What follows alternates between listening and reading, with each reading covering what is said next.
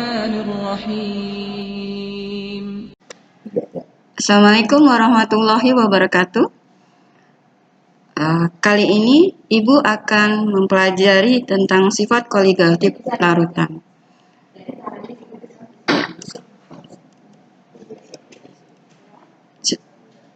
Sebelum kita bahas apa itu sifat koligatif larutan, ada beberapa gambar tentang penggunaan sifat koligatif, yaitu diantaranya adalah pembuatan es goyang.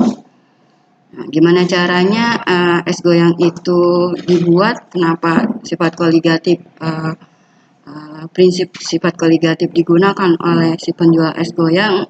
Nanti akan kita bicarakan lebih lanjut.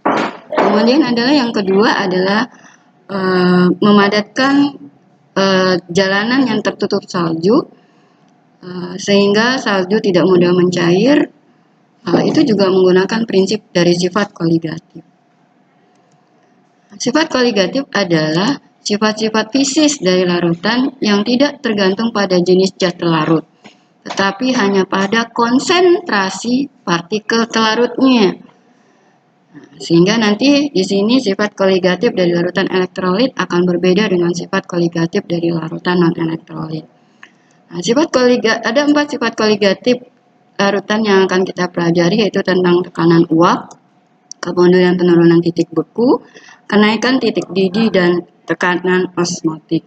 Nah, tadi saya bilang tergantung pada konsentrasi partikel telarutnya. Jadi sifat koligatif tergantung pada itu. Maka pada pertemuan pertama kali ini adalah Ibu akan bahas tentang satuan-satuan konsentrasi dari larutan.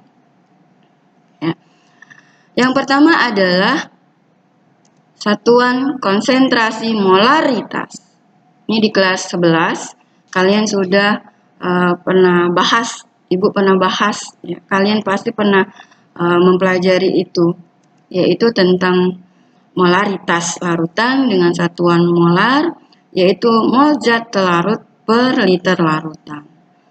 Caranya adalah dengan mol zat larut itu dicari dengan menggunakan massa zat larutnya dalam satuan gram dibagi dengan massa molekul relatifnya. Kemudian kalian kalau volume larutannya masih dalam bentuk mililiter, maka kalian bisa gunakan rumus 1000 dibagi mililiter larutan.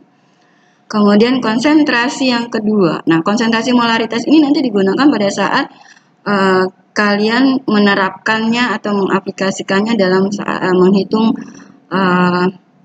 tekanan osmotik. Yang kedua adalah konsentrasi molalitas. Simbolnya adalah M kecil, yaitu mol zat terlarut tiap 1 kg pelarut. Ya, sama mol zat larutnya kalian hitung menggunakan massa zat pelarutnya dibagi dengan massa molekul dari zat larutnya. Kemudian kalau pelarutnya itu bersatuan gram, kalian bisa gunakan rumus dengan 1000 dibagi dengan massa dari pelarutnya. Nah, konsentrasi molalitas ini akan kalian gunakan pada saat kalian menghitung penurunan titik beku dan kenaikan titik didih. Kemudian yang ketiga adalah fraksi mol. Ya. Campuran itu minimal terdiri atas 2 zat yang tercampur, ya, bisa lebih. Ya.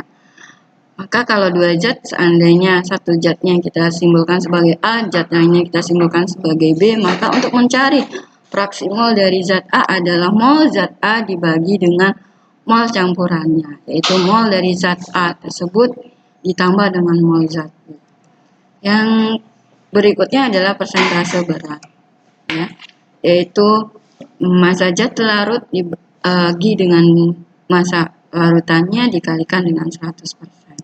Itu adalah konsentrasi. Nah, berikut Ibu berikan contoh-contoh. Kita lihat contoh-contoh soal dari konsentrasi larutan. Yang pertama adalah hitung molalitas larutan yang dibuat dengan melarutkan etanol dengan simbolnya adalah C2H5OH dengan massa molekul relatifnya 46 berjumlah 24,9 gram yang larut di dalam air yang volumenya 125 ml. Nah, hubungannya karena molalitas itu nanti menggunakan massa dari zat terlarutnya, maka volume air yang 125 ml kita rubah satuannya menjadi satuan massa, yaitu gram.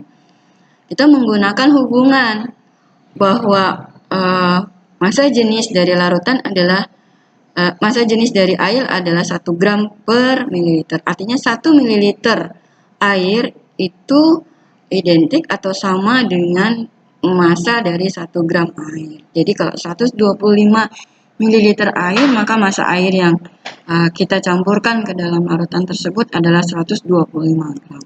Kita masukkan ke dalam rumus langsung bahwa massa etanolnya adalah 24,9, kita bagi dengan MR-nya 46, kita kalikan 1000, kemudian kita bagi dengan massa dari air yaitu 125 gram. Hasilnya 4,33. Coba kalian cek apakah sudah benar.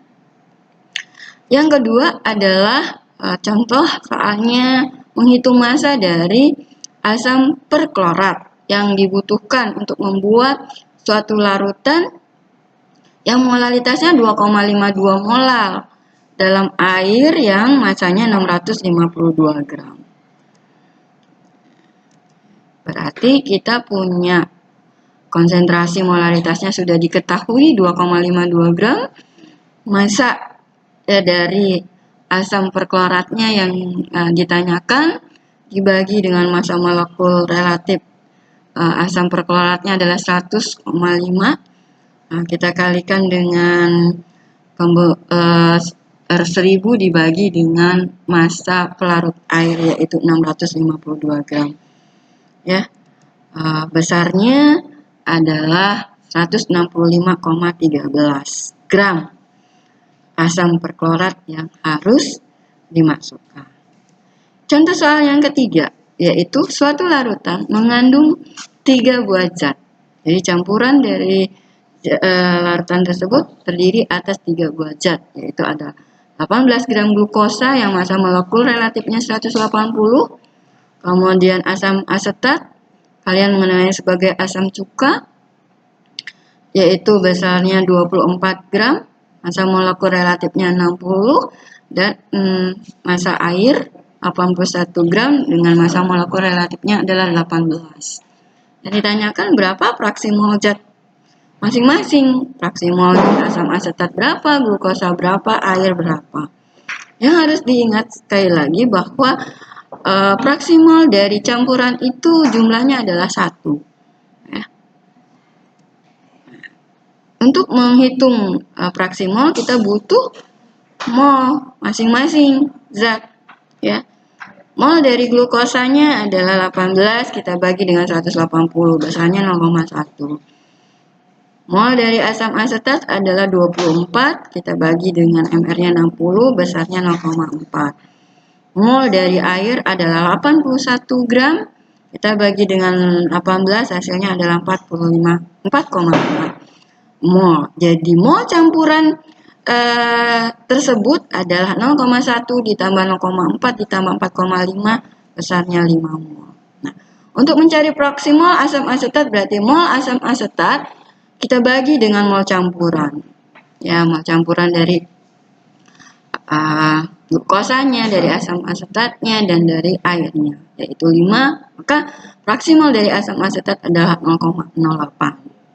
Fraksi mol dari glukosa, mol glukosanya 0,1.